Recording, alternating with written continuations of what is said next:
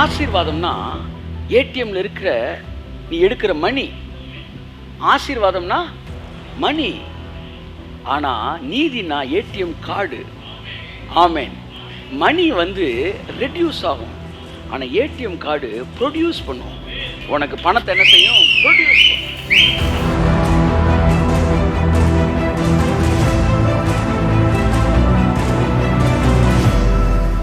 வாழ்க்கையில ஆசீர்வாதம் நீதி இரண்ட பேசிட்டு இருக்கிறேன்.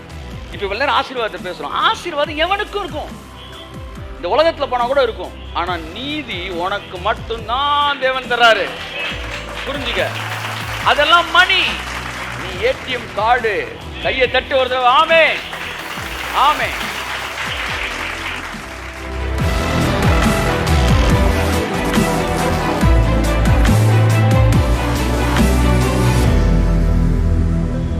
சிம்சோன் தலைமுடி வளர ஆரம்பிச்சிருச்சு. உங்க வாழ்க்கையில பிசாசு எவ்வளவு ஆசீர்வாதத்தை வலிச்சாலும் நீ வெறும் ஆசீர்வாதத்துக்கு பின்னாடி போற பிள்ளையா இருந்தா உன் ஆசீர்வாதம் குறையலாம். ஏன்னா அது டேங்க் தண்ணி. ஆனா நீ நீதியை பின்பற்றுகிற மனுஷனா இருந்தா அது ஊத்து, அது ஒரு நாளும் குறையவே குறையாது. எவ்வளவு அழுனாலும் இன்னைக்கு ஹீரோல இருப்ப, நாளைக்கு திரும்ப ஹீரோவா இருப்ப. கையை தட்டாமே.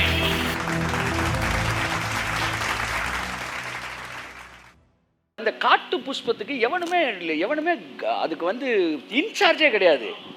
அதுவே இவ்வளவு அழகா வளருதுன்னா இந்த உலகத்துல இருக்காங்க பார்த்தீங்களா, கடவுள் அறியாதையும் அவன்லாம் நல்லா வந்து சூப்பரா அந்த காரில் இந்த காரில் இறங்கி வாழ்க்கையில் ஆசீர்வதிக்க ஒரு மாதிரி இருக்கிறான்னா அது அவனை கூர்ந்து பாரு. ஆமா, அவனெல்லாம் பார்க்கக்கூடாது சார். பாருன்னு கர்த்தர் சொல்றாரு.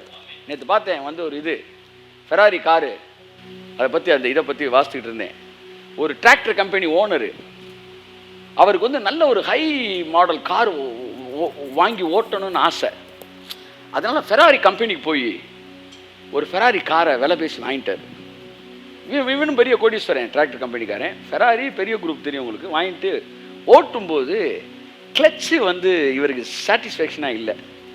உடனே அவர் என்ன செய்கிறாரு, கொஞ்ச நாள் கழித்து அந்த எப்படியும் அந்த ஓனர், அவன் பேரும் ஃபெராரி, அந்த ஓனர் பேர், அந்த கம்பெனி ஓனர். அப்போ வந்து ஃபெராரியை நான் பார்க்கணுன்னு பெர்மிஷன் வாங்கி பார்த்தோன்னே, நீங்கள் காரை நல்லா பண்ணியிருக்கிறீங்க, ஆனால் அந்த கிளச்சு வந்து கம்ஃபர்ட்டாக இல்லை, அதை வந்து என்ன செய்ய முடியல, அந்த மாதிரி ஓட்டுறதுக்கு வசதியாக இல்லை அப்படின்னு சொன்னாராம். அப்போ அந்த ஃபெராரி கம்பெனிக்காரன் இவனை டிமினிஷ் பண்ணணும்னு நினச்சி, நீ டிராக்டர் ஓட்டுறாள், டிராக்டர் கம்பெனி ஓனர் தானே, ஆமாம், நீ எல்லாம் டிராக்டர் வடிவமைச்சு டிராக்டர் ஓட்டுறாள், உனக்கு ஃபெராரி பற்றி என்ன தெரியும் அப்படின்னு சொல்லிட்டு அவனை அவமானப்படுத்தி அனுப்பிச்சிட்டானா. வெளியே வரும்போது இவன் யோசித்தானா, டிராக்டர்லாம் செய்கிற நம்ம இப்படி பேசிட்டானே, இப்படி பேசினால இந்த கம்பெனிக்கு போட்டியா இது திணற மாதிரி ஒரு காரை நம்ம ரெடி பண்ணுன்றான்னு வெளியே வந்தவன் பேர் லம்போகினி. அவன் அடுத்து ஏற்படுத்தினான் அவன் காரு. இன்னைக்கு வேர்ல்டில் வந்து ஃபெராரி ஃபேன்ஸை விட உங்களுக்கு தெரியும், அப்படி ஒரு பயங்கரமான காரை வந்து என்ன செஞ்சான் இன்னைக்கு லம்போகினா. அது வந்து கீழே வந்து கமெண்ட்ஸில் வந்து ரெண்டில் எது பிடிக்குன்னு சொன்னால் 50 பேர் லம்புன்னு அடிக்கிறாய். ஃபெராரி ஓனர் நினச்சிருப்பானா, காட்டு புஷ்பங்களை கவனித்து பாருங்கள். இதெல்லாம் பார்க்காம நீ வீட்டில் உட்காந்துக்கிட்டு ஒரு மாதிரி ஒரு வட்டத்திலே ஓடுறதுனால தான் வாழ்க்கையில் முன்னேற்றம்லாம். இவர்களெல்லாம் பார்க்கணுமா? காட்டு புஷ்பங்களை கவனித்து பாருங்கள், அவைகள் என்ன செய்கிறதில்லை, இல்லை நூற்கிறதும் இல்லை, கோர்க்கிறதும் இல்லை, அவைகளை உங்கள் பரமபிதா போஷிக்கிறார். நீ யாராச்சும் ஒரு ஆளை பார்த்தீங்கன்னா அவனை யார் தான் போஷிக்கிறா? உங்கள் பிசாஸ் கொடுக்குறாச்சா? பிசாஸ் கொடுக்கலப்பா, உங்கள் பரமபிதா தான் போஷிச்சுக்கிட்டு இருக்காரு. காட்டு புஷ்பங்கள் அவர் தான் போஷிக்கிறார். அடுத்து ஆகாயத்து பறவை, அவங்க யாருன்னா வந்து லைஃப்பில் என்டர்டெயின்மெண்ட் மட்டுமே நோக்கமாக கொண்டவங்க. காலை ஜப்பானில் காஃபி, மாலை நியூயார்க்கில் கேபரே, இரவில் வந்து அப்படி போகிறவங்க. ஆமாம், அப்படி வந்து பறந்துக்கிட்டே இருக்கிறவங்க லைஃப்பில் கோலை எல்லாம் சுற்றிக்கிட்டு பாங்க பாருங்களேன். அவங்கெல்லாம் பார்க்கும்போது நான் ரொம்ப ஆச்சரியப்படுவேன். சே, இளம் வயதில் எங்களுக்கு நுகத்தை கொடுத்து இதை செய் அதை செய்யிட்டார். என் வாழ்க்கை இந்த 3 தெருலே முடிஞ்சு போகுது. ஒருத்தர் வந்து எங்கேயோ பெங்களூருக்கோ ஏதோ ஒரு அயல் நாட்டுக்கு எதுக்கோ ஒன்றுக்கு பிரதரை கூப்பிடணும், நீங்கள் எப்படியாச்சும் பிரதர்கிட்ட பேசி ஒரு அப்பாயின்மெண்ட் வாங்கன்னு கேட்டிருக்காரு. இந்த பாஸ்டர்கிட்ட இந்த கண்ட்ரிக்கு கூப்பிடணுமா, ஏதோ சிட்டி ரொம்ப தூரத்தில் இருக்கிற சிட்டி, அவரை கூப்பிடணும், நீங்கள் பெர்மிஷன் வாங்க தர முடியுமான்னு கேட்டோன்னே இவர் விழுந்து சிரிச்சிருக்கிறார். எதுக்குங்க சிரிக்கிறீங்க? அவரை மதுரை பஸ் ஸ்டாண்டுக்கே நீங்கள் கூப்பிட முடியாதுங்க. நீங்க மதுரை பஸ் ஸ்டாண்டை தாண்டி எந்த ஊர் அவரை நகட்டவே முடியாது. அவர் ஆணி அரைஞ்சு நிற்கிறார். சொல்லிட்டேன், சிரிக்கிறார். என்கிட்ட கேட்டார், நான் சொல்லிட்டேன் அவர்கிட்ட, அவர் பெரியார் பஸ் ஸ்டாண்டே தள்ள மாட்டார் சார், அவர் காலிங் அது. ஆனால் சொன்னேன், ஆமாப்பா வந்து ஸ்டூடெண்ட்ஸ் தான் போகணும், யூனிவர்சிட்டி என்ன செய்யாது போவார். ஆமே. அது இன்றைக்கி என்னென்னா, நம்ம எதை ரசித்தோமோ, ஹேகினோட ஸ்டேட்மெண்ட் இது ரசிக்கிறோமோ அது நம்ம லைஃப் ஆகும். ஹேகின் லைஃப்பில் நான் ஒரு ஒரு ஒரு ரேசிங் டேட்டு ஒரு விஷயத்தை பல வருஷத்துக்கு முன்னாடி நான் இருந்த பள்ளியில் நான் அதை கேட்டப்போ, ஒரு சண்டே கிளாஸ் டீச்சர் ஒருத்தர் செத்துட்டான், எல்லாம் வயதில், எல்லாம் அழுதுகிட்டு இருக்காங்க. ஹேகின் வந்து என்ன செய்கிறாரு, அந்த டெட் பாடி எடுத்து ப்ரேயர் பண்ணுறாரு. இயேசு கிறிஸ்து நாமத்தில் ஜீவனுக்குள் திரும்பி வரட்டும்னு சொல்லி. சில நிமிடங்களில் அவன் செத்துட்டான்னு கன்ஃபார்ம் பண்ணாமல் கண்ணு முடிச்சுட்டான், உயிரோடு எழுந்திரிச்சிட்டான். இதான் சம்பவம். சண்டே வந்து அவன் சாட்சி சொல்கிறான். அந்த சாட்சி தான் அதோட சூப்பர். என்ன சொல்கிறான், நான் செத்துட்டேன் சார். செத்தோடனே ஸ்பிரிட் அப்படியே எங்கன்னா செஞ்சு நேராக பரலோகத்துக்கு போச்சு. அப்போ அந்த என்ட்ரியை நான் பார்க்குறேன், ஹெவன் ஆர் பேரடைஸ் நீங்கள் என்னால் வச்சுக்கோங்க, நீ உடனே டக்குன்னு சுருட்டோடு உள்ளே நுழைஞ்சிடாதீங்க. இது பரலோகம் இன்றும் திறக்கப்படவில்லையேடு தியாலஜியன்ஸ், நான் இந்த ஏரியாவுக்கு வரல, வெதர் பேரடைஸ் ஆர் ஹெவன். உள்ளே என்ட்ரான உடனே பார்க்குறான் தூதர்கள் வந்து தாண்டி இயேசுவை. நான் பார்த்து இந்த என்ட்ரி ஆனவங்க சொன்ன எல்லா ஸ்டேட்மெண்ட்லேயும் ஒரு விஷயத்தை பார்க்குறேன். ஒரு ஒரு பர்டிகுலர் டிஸ்டன்ஸ்லேயும் ஃபஸ்ட்டு இயேசுவை பார்க்குறாங்க. அது ஃபஸ்ட்டு ஒரு லாங் ஷாட் சார், அது ஒண்டர்ஃபுல் எக்ஸ்பீரியன்ஸ். அது பார்க்கும்போது அவர் என்ன செய்கிறாராம், அவர் திரும்பி பார்க்குறாராம். அதாவது எப்படி சொல்கிறது, வந்து ஒருத்தரை வந்து அப்படி நீ ஒரு வேலையிலேருந்து அப்படி திரும்பி பார்ப்பீங்களா, அப்போ கமான் பண்ணுறாராம். இவர் அப்படியே உள்ளே போன உடனே ஒரு செகண்ட் ஸ்டாப் அப்படின்ட்டு அவனை கூட்டிகிட்டு போங்கன்றாராம். நான் பக்கத்தில் இருக்க ஏஞ்சல்ஸ் வாங்க சார்னு கூப்பிட்றாங்க. அப்போ இல்லை, இந்த இடத்துக்கு வந்துட்டேன், இந்த இடத்த விட்டு போக மாட்டேன், நான் உள்ளே தான் போகணுன்னு. அவன் வான்னு கூப்பிட்றான், இங்கே தான் இருப்பேன்றான். உடனே ஏசு கிறிஸ்து நில்லுன்னு சொல்லிட்டு அவனை கூப்பிட்றாரான். அவன் கிட்டக்க வந்து சந்தோஷமா, ஐயா நான் இங்கேயே இருந்துடுறேன். பரலோகத்துக்கு போகிற ஒவ்வொருவனுக்கும், பேரடைஸ் போகிற ஒவ்வொருவனுக்கும் நுழைஞ்ச உடனே முதலாவது கேட்கப்படுகிற கேள்வி தெரியுமா, நீ திரும்பவும் போய் வாழ விரும்புகிறாயா, இங்கே இருக்க விரும்புகிறாயா? இதுதான் முதல் கேள்வியா. அப்படின்னா எல்லாருக்குமே திரும்பவும் வந்து டெத்து வந்து ஒரு மேட்ரு முடிவே கிடையாதுன்னு ஒரு முடிவு, ஒரு வாய்ப்பு கொடுக்கப்படுதான்.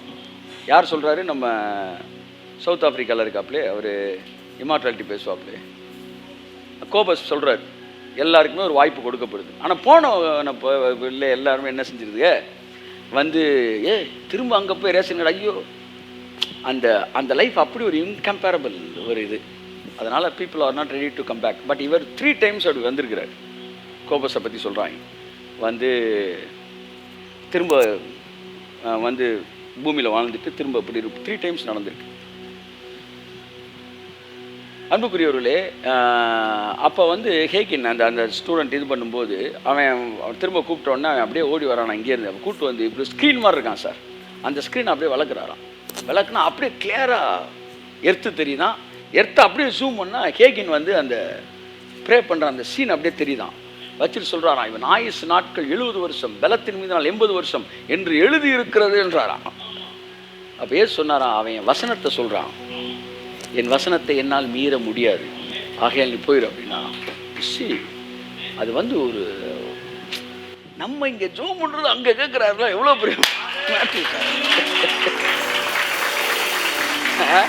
அதெல்லாம் வந்து கண்ணில் கண்ணீரை கொண்டு வருது. அது ஏஞ்சல்ஸை வந்து கண்ட்ரோல் பண்ணுதுன்னா how much you are powerful. இன்சிடென்ட்டை வச்சு உங்களை குறைத்து மதிப்பிடாதீங்க. இன்சிடென்ட்டை மாற்றுறதுக்கு தான் நம்ம இருக்கிறோம். நேற்று நடந்து முடிவல்ல, நம் நேற்றல்ல, நேற்றுக்கு முந்தின நாளை மாற்றக்கூடிய வலிமை படைத்தவர்கள். ஏசு உயிரோடு எழுப்பினப்ப அவர் மட்டுமே எந்திரிச்சாரு. 4000 வருஷமாக இருந்த பல பரிசுத்தவான்கள் உயிரோடு எழுப்பினார்.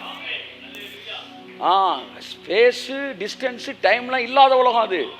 ஆமென். நண்புக்குரியவர், அந்த மனநிலையிலே தான் போகணும். இனிமேல் அந்த மனநிலையிலே தான் வாழணும்.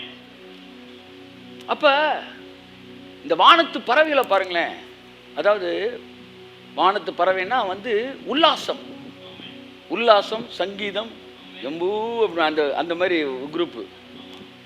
அதுதான் ஒருத்தன் வந்து நான் உண்மை பின்பற்றி வர விரும்புகிறேன்னு சொன்னப்போ அவர் சொன்னார், நரிகளுக்கு குழிகள் உண்டு, பறவைகளுக்கு கூடுகள் உண்டு, எனக்கோ இடமில்லை அப்படின்னு. என்ன சொல்லிட்டான் வந்து அவர் இடம்லாம் தெரிஞ்சார். சத்திரமாக வந்து பட்டினத்தார் மாதிரி இல்லை, கிடையாது. சொல்ல வந்தது, உன் இருதயத்தில் நரிகளுக்கு குழி இருக்குது, நீ என் பின்னாடி வரேன்னு விரும்புகிற, ஆனால் நரித்தனம் உன்ட்ட நிறையா இருக்கேப்பா அப்படின்றாரு. இந்த குழிநரி வந்து ஆளை பார்த்தோன்னா உள்ளே உட்காந்துக்கிறோம், ஆள் இல்லாதப்ப வெளியே தலையிட்டோம். அந்த நரித்தனம் இருக்குது, நரி இருக்குது.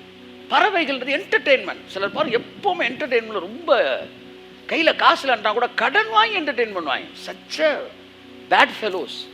நான் என்டர்டெயின்மெண்ட்டுக்கு எதிரி இல்லை, ஆனால் கடன் வாங்கி நீ ஒரு கேஎஃப்சி சாப்பிட்டா கூட நான் அதை வன்மையாக கண்டிக்கிறேன் சார். அதை செத்தா போயிடுவேன் நீங்கள் நைட்டுக்குள்ளே. நீ அப்படி செத்து போனால் கூட பரலோகத்தில் உனக்கு கேஎஃப்சி தருவாயிடா, இல்லை திரும்ப அனுப்பிச்சு காசை கொடுத்து கபரியல் போய் கேஎஃப்சி தின்னுட்டு வா, இங்கே வந்து திங்கா மண்டேன்னு சொல்ல அரைஞ்சு அனுப்பிச்சி விட்ருவாங்க. அப்படி என்ன வந்து கடன் வாங்கி என்டர்டெயின்மெண்ட் பண்ணுறது? இருக்கிறத வச்சு அனுபவிக்கிற மாதிரி சந்தோஷம் எதுவும் கிடையாது. ஆமேன்னு சொல்லுவோம், கரங்களை தேடி கத்த ரெண்டி சொல்லுவோம் ஆமே. அப்போ நான் என்ன சொல்ல வரேன், entertainment it's good, but life entertainment for life, not life for the entertainment. எப்போ பார்த்தாலும் ஒரு கோல் இல்லாமல் சுற்றுறது வந்து ஹோட்டல் எப்போவுமே வந்து வந்து என்ன சொல்கிறது, வந்து ஹோட்டல்லாம் போகிற தப்புன்னு நான் சொல்லலை, எல்லாருமே ஹோட்டல் போகிறோம். பட் அதை மட்டுமே திங்கக்கிழமை வந்து 5 அப்பரு, செவ்வாய்க்கிழமை 6 அப்பரு, இப்படியே ரவுண்ட்லேயே திருச்சிட்டு இருந்தால் என்ன அர்த்தம்?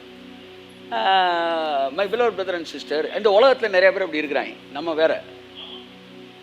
அந்த ஆகாயத்து பறவை கூட பாரு, அது பாட்டுக்கு இஷ்டத்துக்கு தெரியுது. அவைகள் விதைப்பதும் இல்லை அறுப்பதும் இல்லை. அப்படின்னா ஒரு பொறுப்பான வாழ்க்கையே கிடையாது அதுக்கு. கையை தட்டு ஆமென். ஆமாம், அது அப்படியே காலை ஜப்பானில் காஃபியை சாப்பிட்டு மாலை நியூயார்க்கில் கேபரே போடுது. இப்படி பொறுப்பில்லாத அவனையும் நான் போஷிக்கிற தேவன், நான் பொறுப்பான ஒன்றை நான் எப்படி ஆசீர்வதிக்கிறேன். கையை தட்டி ஆமென்.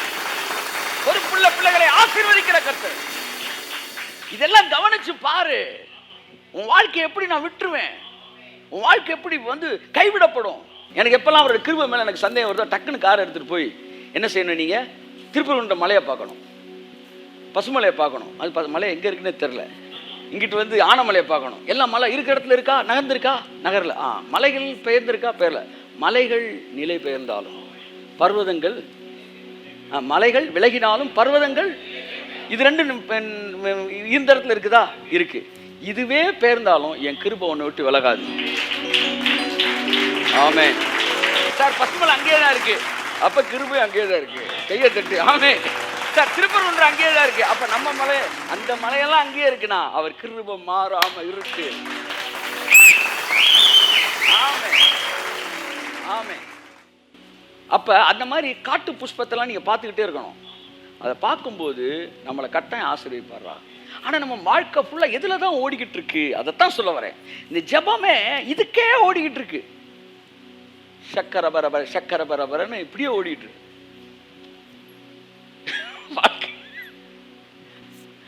வாழ்க்கையில் ஆசீர்வாதம், ஆசீர்வாதம் நீதி ரெண்ட பேசிக்கிட்டு இருக்கிறேன். இப்போ இவ்வளோ நேரம் ஆசீர்வாதத்தை பேசுகிறோம். ஆசீர்வாதம் எவனுக்கும் இருக்கும், இந்த உலகத்தில் போனால் கூட இருக்கும். ஆனால் நீதி உனக்கு மட்டும்தான் தேவன் தர்றாரு. புரிஞ்சுக்க. அதெல்லாம் மணி, நீ ஏடிஎம் கார்டு. கையை தட்டு வருது ஆமென் ஆமென். மணி எத்தனை கோடி வச்சிருந்தாலும் நல்லா கவனிச்சுக்காங்க, அது குறைஞ்சிக்கிட்டே வரும். நீங்கள் வந்து 50 லிட்ரு 50 கேன் தண்ணி வச்சுருந்தாலும் குறையும். சார் நீங்கள் ஒரு டேமே வச்சுருக்கீங்க சார், உங்கள்கிட்ட கூட தண்ணி குறையும் சார். ஆனால் ஊற்று வச்சுருக்கவன்ட்டு தண்ணி குறையாது சார்.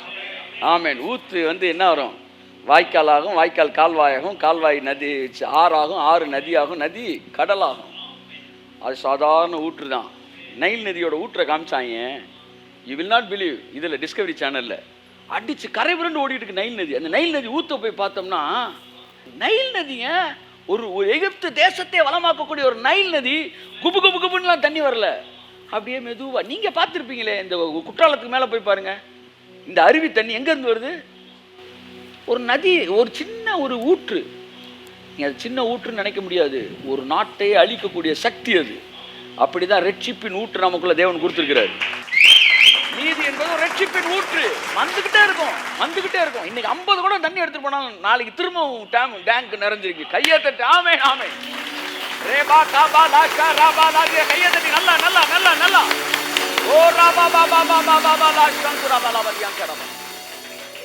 சில நேரம் சொல்லுவாங்க, நாளைக்கு வாங்க, நாளை கழிச்சு வாங்க, பணத்தை வாங்கிக்கலான்னு. என்று கேட்பேன், பணமே இல்லையாங்க, எப்படி நாளை கழிச்சு வாங்கன்னு சொல்றீங்க? ஊற்று இருக்கியா, ஊத்து இருக்கியா, வருமையா, நமக்குள்ள கர்த்தர் இருக்காரியா, அது அப்படியே ஊருமையா, ஊர் எப்படியாச்சும் கர்த்தர் சந்திப்பார். அதனால் நாளைக்கு வந்து நீ வந்து தண்ணி வந்ததுக்கப்புறம் குடத்தை தேடக்கூடாது, குடத்தெல்லாம் வாங்கி வச்சிடும் முன்னாடி. அப்போ உள்ள சிம்சோன் தலைமுடியை சிறைச்சாயினா அடுத்த நாள் காலையில் வளர ஆரம்பிச்சிச்சு. நாங்கள் ஸ்கூலில் படிக்கும்போது வாத்தியார் எடுத்து காலையில் ஷேவ் பண்ணிட்டு வருவார் சார். காலை நான் தான் 2வது பெஞ்சில் உட்காந்து 3வது பெஞ்சில் உட்காந்து பார்ப்போம். முழு 7 o'clock பண்ணேன். சாயந்தரம் பார்த்தா குச்சி ஏன்னா தாளுக்கு ஒரே நல்ல முடி வளர்ந்துது. அப்படிலாம் சிம்சோன் தலைமுடி வளர ஆரம்பிச்சிருச்சு. உங்கள் வாழ்க்கையில் பிசாசு எவ்வளோ ஆசீர்வாதத்தை வலிச்சாலும் நீ வெறும் ஆசீர்வாதத்துக்கு பின்னாடி போகிற பிள்ளையாக இருந்தால் உன் ஆசீர்வாதம் குறையலாம். ஏன்னா அது டேங்க் தண்ணி. ஆனால் நீ நீதியை பின்பற்றுகிற மனுஷனாக இருந்தால் அது ஊற்று, அது ஒரு நாளும் குறையவே குறையாது. எவ்வளவு அழுனாலும் இன்னைக்கு 0ல இருப்ப, நாளைக்கு திரும்ப ஹீரோவா இருப்ப. கையை தட்டாமே. இன்னைக்கு 0 திரும்ப லட்சம், இன்னைக்கு 0 திரும்ப கோடி, 0 திரும்ப எவ்வளவு பணம் மறுபடி உனக்குள்ள வெளியே வந்துகிட்டே இருக்கும். அதைத்தான் அவன் தன் தேவனாகிய கர்த்தராலே ஆசீர்வாதத்தையும் தன் ரட்சிப்பின் தேவனாலே நீதியையும் பெறுவான். ஆசீர்வாதத்தோடு இணைக்கப்பட்ட வாழ்க்கை மட்டுமல்ல, நீதியோடு இணைக்கப்பட்ட வாழ்க்கை முக்கியம் என்று தாவீது 24ஆம் சங்கீதத்தில் சொல்லுகிறான். இங்கே இயேசு சொல்லுகிறார், கவலை என்னத்தை உண்போம் என்று வாசிங்க 28. உடைக்காக நீங்கள் கவலைப்படுகிறது என்ன? உடைக்காகவும் நீங்கள் கவலைப்படுகிறது என்ன? காட்டு புஷ்பங்கள் எப்படி வளருகிறது என்பதை கவனித்து பாருங்கள். அவைகள் உழைக்கிறதும் இல்லை, நூற்கிறதும் இல்லை. என்றாலும் சாலமோன் முதலாய் தன் சர்வ மகிமையிலும் அவைகளில் ஒன்றை போலாகிலும் உடுத்தி இருந்ததில்லை என்று உங்களுக்கு சொல்லுகிறேன். அடுத்து அற்ப விசுவாசிகளே. இந்த பேசேஜ் யாருக்கு எழுதுறாரு? இப்ப சொன்னேன்னா நான் சொன்ன மேட்டர் வந்துருச்சா பாருங்க. ஆவியானவர் பேசி சொன்ன கரெக்டா வசனம் வந்துருச்சு.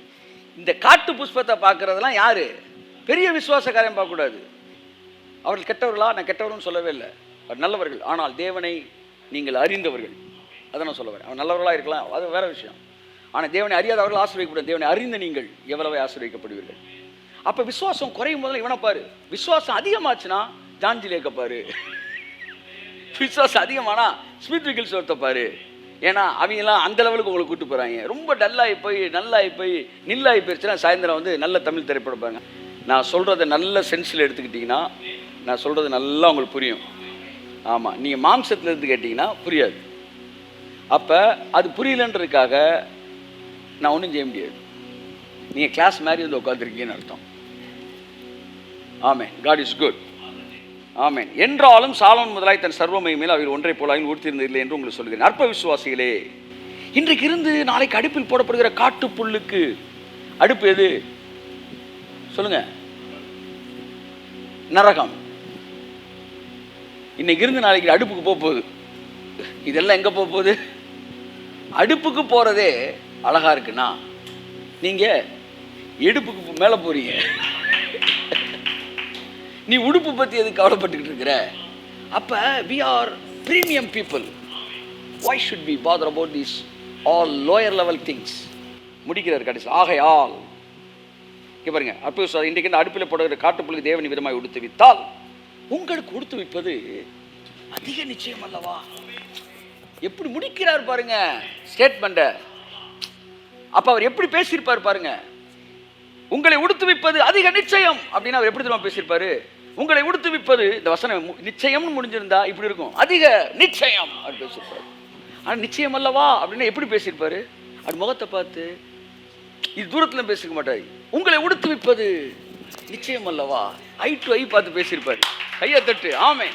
இந்த வசனத்தை வாசிக்கும் போது என்ன ஐ டு ஐ பார்த்து பேசுற மாதிரி இருக்கு. ஜஸ்டின் உன்னை உடுத்துவிப்பது என்னடா நிச்சயம் இல்லையா தலைவா? இதுக்கு மேல அவர் என்ன கேரண்டி நமக்கு? இது வந்து அப்படி கேள்வியோட முடிக்கிறார். என்னப்பா என்ன நிச்சயம் தானே சொல்லியா? பதில் நீ சொல்லு. உடுத்து இப்ப நிச்சயம் தானே அப்படின்னா நீ அடுத்து முடிக்கணும். ஆமென். நிச்சயமாண்டவரே முடிக்க அப்படி சொல்றாரு. நிச்சயம் அல்லவா? ஆகையால் பதிலே வரல. பதில் ஒரு கேப் இருக்கு. நிச்சயம் அல்லவா? ஆம் நிச்சயமே. முடிக்கவே இல்லை. நிச்சயம் அல்லவா? நீ பதில் சொல்லிக்க. சொல்லுங்க. இடையில எழுதணும் உங்க வரிய. ஆம் நிச்சயம். ஆகையால் கையெழுத்து. ஆகையால் எண்ணத்தை உண்போம், எண்ணத்தை குடிப்போம், எண்ணத்தை உடுப்போம் என்று கவலைப்படாதீர்கள். உங்கள் ஜெபங்களில் எல்லாம் இந்த ஆசீர்வாதங்களுக்கே ஓடாதிருங்கள். சிலர் பாருங்க எப்ப பார்த்தாலும் ஜெபத்தில் ஆசீர்வாதம். இதுக்கு பின்னாடி ஓடாத.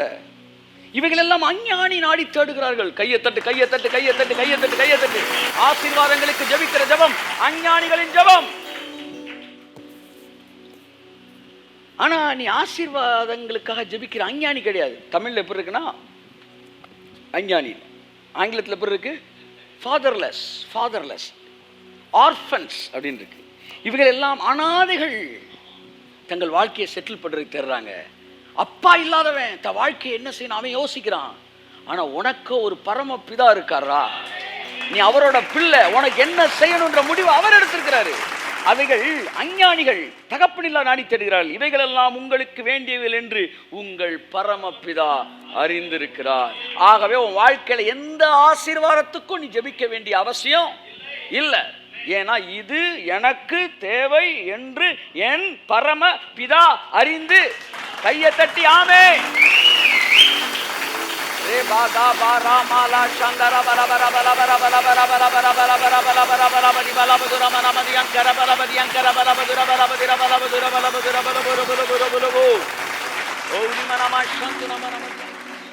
அப்ப என்னதான் செய்ய எல்லாமே உங்களுக்கு தெரியும்னா அப்ப ஜெபம்னு ஒண்ணு வேணாமா, உறவுன்னு ஒண்ணு வேணாமா, நாங்க வாழ்க்கையில எங்களுக்குன்னு ஒரு சீக்கிங் வேணாமா, டார்கெட் வேணாமா? என்னத்தை தேட நான் சொல்றேன் கேளு. முதலாவது முடிஞ்சிருச்சு, பழைய மேட்டர்லாம். முதலாவது என்ன தேன்னு சொல்லு. முதலாவது தேவனுடைய ராஜ்யத்தையும் அவருடைய நீதியையும் தேடுங்கள்.